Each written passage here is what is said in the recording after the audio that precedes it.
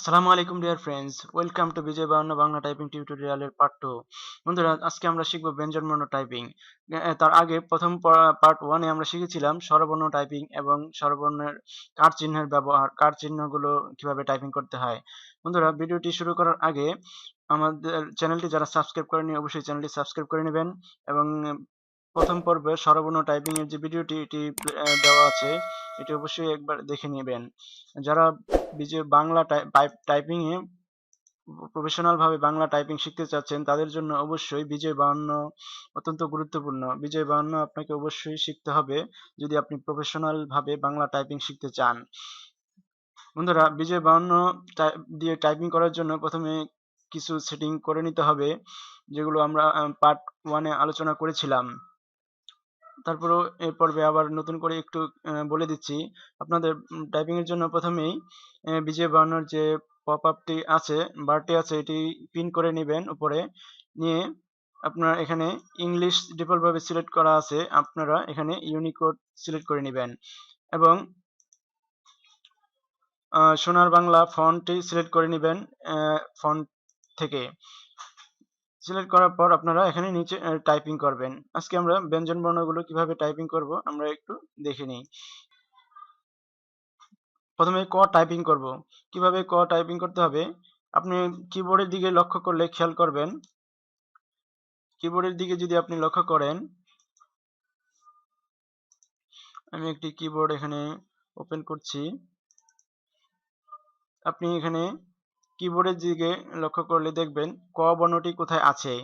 এখানে যে বাটনে খেয়াল করে দেখেন, যে বাটনে ক এবং খ লেখা আছে, আপনি যদি যে বাটনটি একবার প্রেস করেন তাহলে ক হয়ে যাবে এবং শিফট চেপে এই শিফট প্লাস যে বাটন প্রেস করলে খ হবে।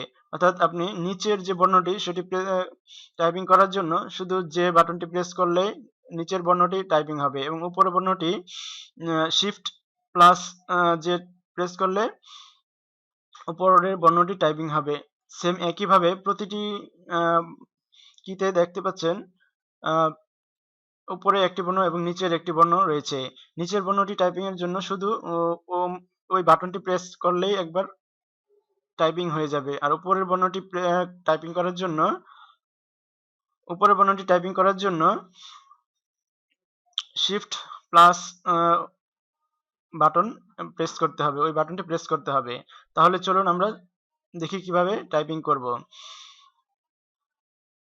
এজন্য আমরা ধরুন মাইক্রোসফট ওয়ার্ড একটি ডকুমেন্ট ওপেন করলাম, এখানে নিচে প্র্যাকটিস করছি। ধরুন ক আমরা টাইপিং করব, এজন্য আমরা ক বর্ণটি কোন বাটনে রয়েছে সেটি আমরা একটু লক্ষ্য করব। এগুলো বেশি বেশি প্র্যাকটিস করতে হবে, প্র্যাকটিস করলে আপনারা এগুলো পারবেন ইনশাল্লাহ। ধরুন আমি ক টাইপিং করব, যে বাটন প্রেস করলাম, যে দেখতে পাচ্ছেন ক টাইপিং হয়ে গেল। এখন খ টাইপিং করব, শিফট প্লাস যে বাটন প্রেস করলাম, খ হয়ে গেল। এখন গ টাইপ করব, যেমন ও বাটনটি প্রেস করব কিবোর্ডের, দেখতে পাচ্ছেন গ হয়ে গেল। শিফট প্লাস ও প্রেস করলে হয়ে যাবে ঘ। তারপর আমরা প্রেস করব উম।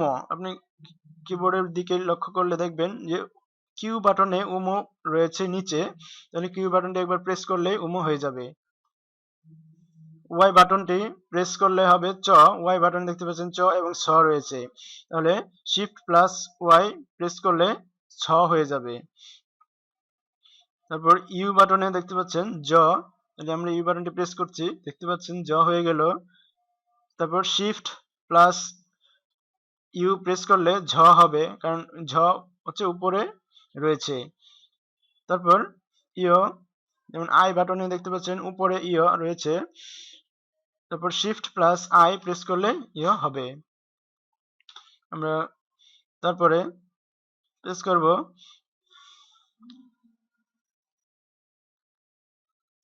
ট, টি বাটনে দেখতে পাচ্ছেন ট নিচে, তাহলে টি বাটনটি একবার প্রেস করলেই ট হয়ে যাবে। শিফট প্লাস টি বাটন প্রেস করলে উপরে যেহেতু ঠ, তাহলে টি ঠ হবে।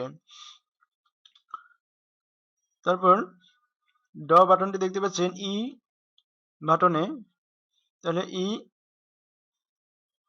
একবার প্রেস করলেই ড হবে, তারপর শিফট ই প্রেস করলেই ঢ হবে। তারপর মূর্ধন্য দেখতে পাচ্ছেন বি বাটনের ঠিক বির পাশে মূর্ধন্য, অর্থাৎ উপরে মূর্ধন্য, আমরা শিফট প্লাস বি প্রেস করলে মূর্ধন্য হবে। তারপর লিখবো আমরা ত, কে বাটনে আমরা প্রেস করলে ত হবে, কে শিফট কে প্রেস করলে থ হবে। তারপর এল বাটনটা প্রেস করলেই দ হবে, শিফট এল প্রেস করলে ধ হবে। তারপর বি বাটনটি একবার প্রেস করলে দন্তন্য হয়ে যাবে। এখন আমরা টাইপিং করব প। প বাটনটি আছে আর বাটনে, আর বাটনটি প্রেস করলাম, দেখতে পাচ্ছেন প হয়ে গেল। শিফট আর প্রেস করলে ফ হবে। তারপর হচ্ছে ব, যেমন এইচ বাটনে একবার প্রেস করলে ব হবে, শিফট এইচ বাটনটি প্রেস করলে ভ হবে, এম বাটনটি প্রেস করলে ম হয়ে যাবে। তারপর অন্তস্থ জ আমরা টাইপ করব। ডাব্লিউ বাটনে দেখতে পাচ্ছেন নিচে অন্তস্থ জ, তাহলে একবার ডাব্লিউ বাটনটি প্রেস করলে অন্তস্থ জ হয়ে গেল। বসন্ন র, ভি বাটনে একবার প্রেস করলে বসন্ন র হবে, যেহেতু এটা নিচে বসন্ন র। ল, ভি শিফট ভি প্রেস করলেই ল হবে। তালব্য স, যেমন এম বাটনে দেখতে পাচ্ছেন তালব্য স উপরে, তাহলে শিফট এম প্রেস করলাম, তালব্য স হয়ে গেল। তারপর শিফট এন প্রেস করলে মূর্ধন্য স হবে। তারপর দন্ত স, এন শুধু এন বাটনটি প্রেস করলে দন্ত স হবে। তারপর আই বাটনটি একবার প্রেস করলে হ হবে। ড শূন্য র, পি বাটনে দেখতে পাচ্ছেন ড শূন্য র, পি বাটনটি প্রেস করলে ড শূন্য র, এবং শিফট পি বাটনটি প্রেস করলে হবে ঢ শূন্য র। তারপর ডব্লিউ, শিফট ডব্লিউ প্রেস করলে অন্তস্থ, তারপর খণ্ডত। কিবোর্ডে দেখতে পাচ্ছেন একটি ব্যাকওয়ার্ড স্ল্যাশ বাটন, এই বাটনটি প্রেস করলে খণ্ডত হবে। তারপর শিফট প্লাস কিউ বাটনটি প্রেস করলে অনুস্বর, তারপর শিফট প্লাস ব্যাকওয়ার্ড স্ল্যাশ বাটনটি প্রেস করলে বিসর্গ, তারপর চন্দ্রবিন্দু হবে, শিফট প্লাস 7 বাটনটি প্রেস করলেই চন্দ্রবিন্দু হয়ে যাবে। এভাবে আমরা ব্যঞ্জন বর্ণগুলো সবগুলো টাইপিং করতে পারি খুব সহজেই। তো এগুলো যদি আপনাদের মনে না থাকে, আমি একটি কিবোর্ড লেআউট দিয়ে দিব, যেটার মাধ্যমে আপনারা সহজেই টাইপিং করতে পারবেন। ক থেকে চন্দ্রবিন্দু পর্যন্ত দেখতে পাচ্ছেন এখানে দেওয়া আছে লেআউট।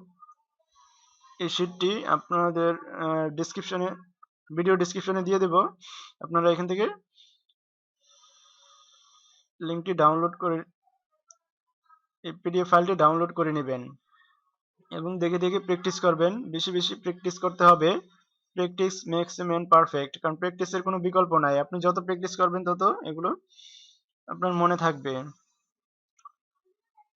তো ভিডিওটি ভালো লাগলে অবশ্যই ভিডিওটি একটি লাইক দিতে ভুলবেন না, এবং শেয়ার করে আপনার বন্ধুদের শেখার সুযোগ করে দিবেন, এবং চ্যানেলটি অবশ্যই সাবস্ক্রাইব করে রাখবেন।